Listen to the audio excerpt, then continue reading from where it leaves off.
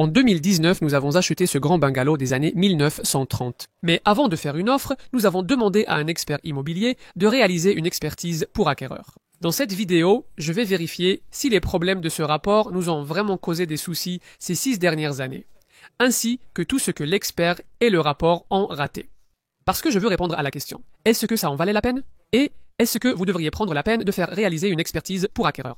Je vais aussi faire le total de ce que nous avons dépensé pour des choses qui n'étaient pas couvertes par le rapport. 3 niveaux sont proposés lors de l'achat d'un rapport d'expertise pour acquéreur. Le niveau 1 est un simple rapport d'état sans évaluation ni conseil. En 2025, prévoyez entre 250 et 400 livres sterling. Le niveau 2 est un rapport d'état détaillé, et cela coûte entre 400 et 700 livres sterling. Le niveau 3 correspond à une inspection approfondie, qui en réalité n'est pas si approfondie que ça, mais nous y reviendrons plus tard. Recommandé pour les biens anciens ou atypiques, ce service coûte entre 700 et 1500 livres sterling.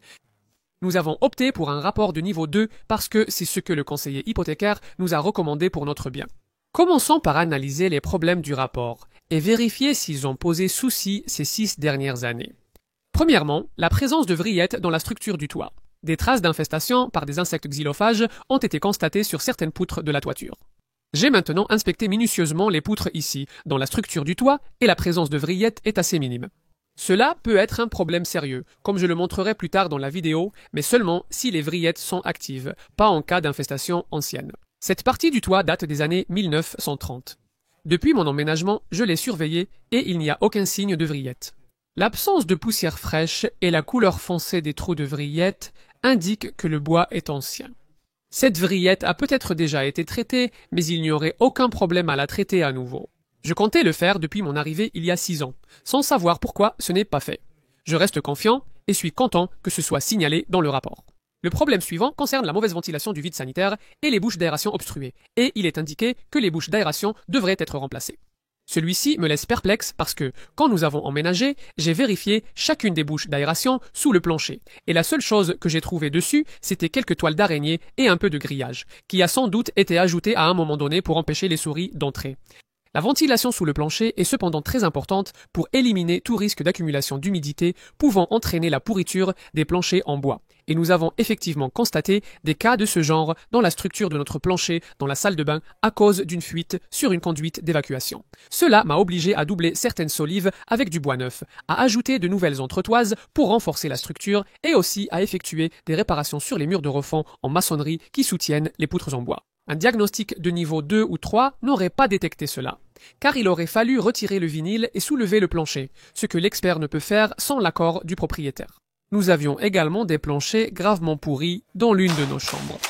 J'ai dû complètement reconstruire environ 10% de la structure du plancher dans cette pièce et ajouter de nouvelles lames de plancher par-dessus. Mais les bouches d'aération sous le plancher qui desservaient cette pièce étaient dégagées et fonctionnaient correctement. Troisièmement, l'électricité nécessite un contrôle de sécurité total.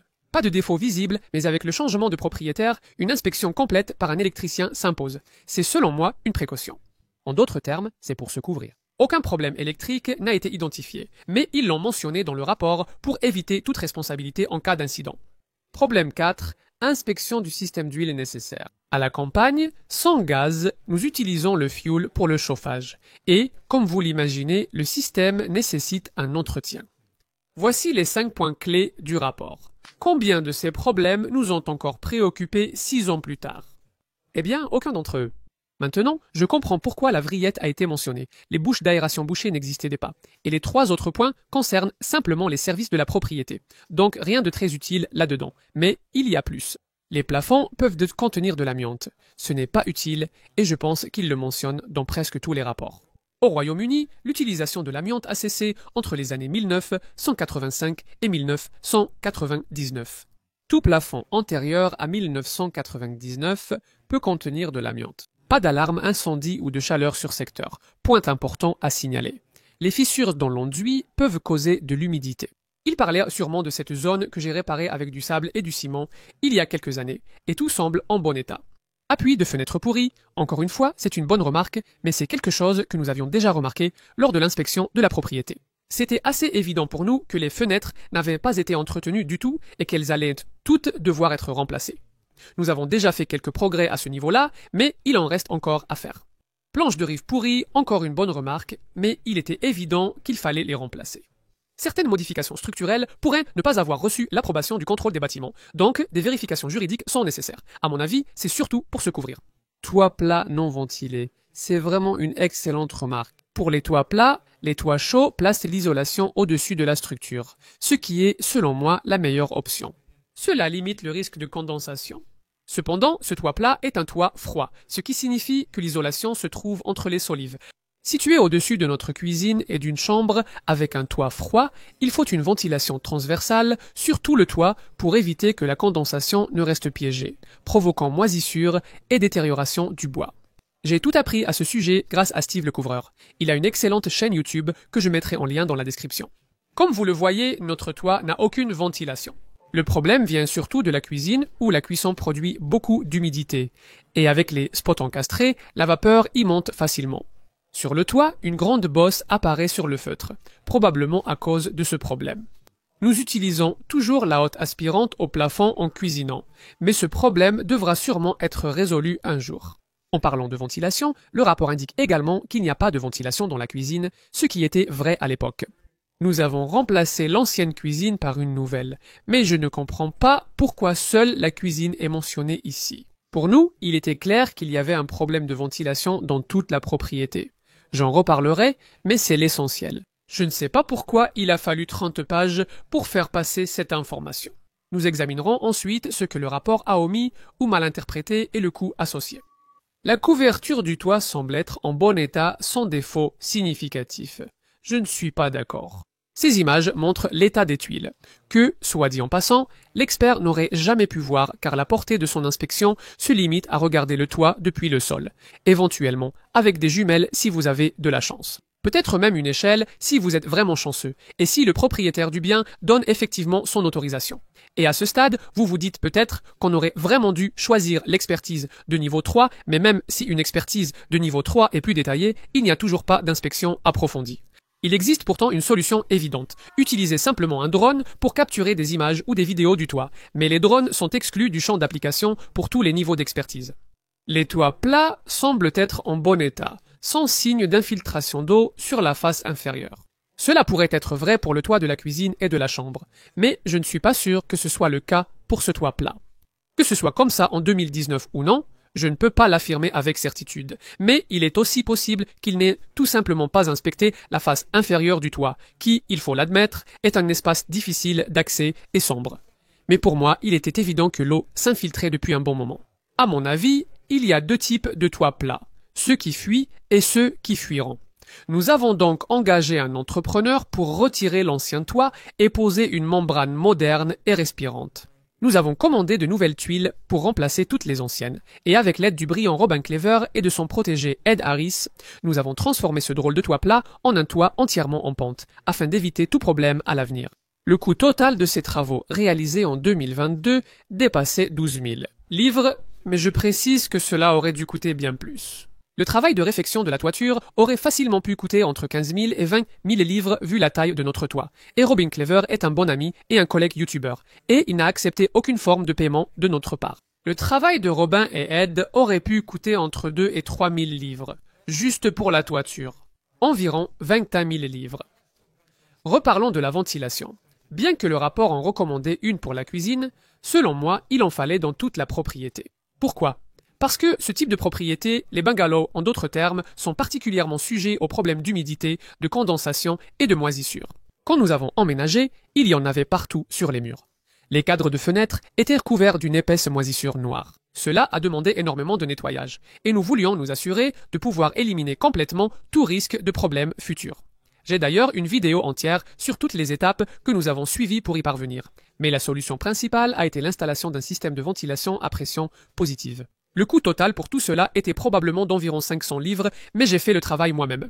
Si j'avais engagé quelqu'un pour le faire, vous pourriez facilement doubler ce montant.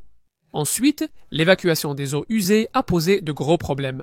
Le rapport indique que la propriété serait connectée au réseau d'égout principal. Eh bien, c'est certainement le cas pour les eaux usées. Grises et brunes, c'est-à-dire tout ce qui passe par un évier, une douche ou des toilettes, mais qu'en est-il de l'eau de pluie?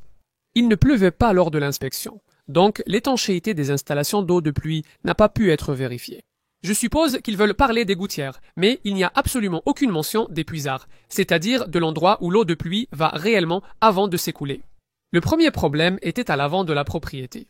Lors de fortes pluies, cette zone de gravier était inondée, m'obligeant à porter des bottes en caoutchouc pour accéder à mon atelier. Le niveau du sol ici est le point le plus bas parmi toutes les propriétés voisines et la route à proximité. Donc toute l'eau venait s'accumuler ici.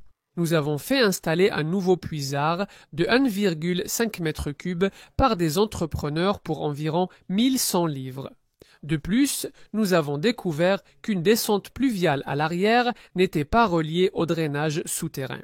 J'ai fait un raccordement temporaire pour la relier à un autre tuyau souterrain, mais cela a fini par provoquer de graves inondations à l'arrière, car non seulement ce tuyau souterrain n'était pas de la bonne taille, mais lorsque nous avons engagé quelqu'un pour faire une inspection correcte du drainage, nous avons découvert que le puisard à l'arrière de la propriété était complètement hors d'usage.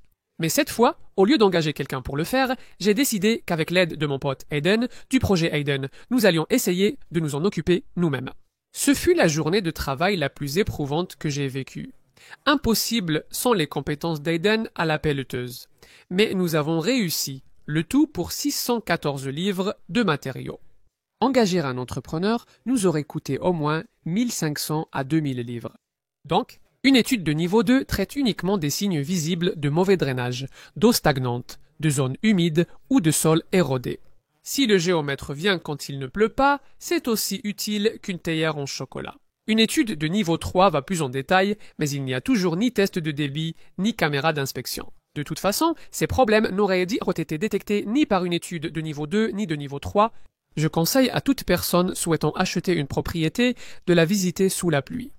Il est souvent facile de détecter des problèmes de gouttière ou de drainage.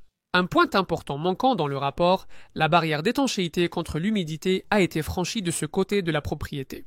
À notre emménagement, il n'y avait que 50 mm entre le sol et la barrière d'étanchéité, au lieu des 1,50 mm requis. J'ai enlevé beaucoup de terre ici, puis ajouté du gravier pour atteindre les 150 mm et garder ce mur à simple paroi sec.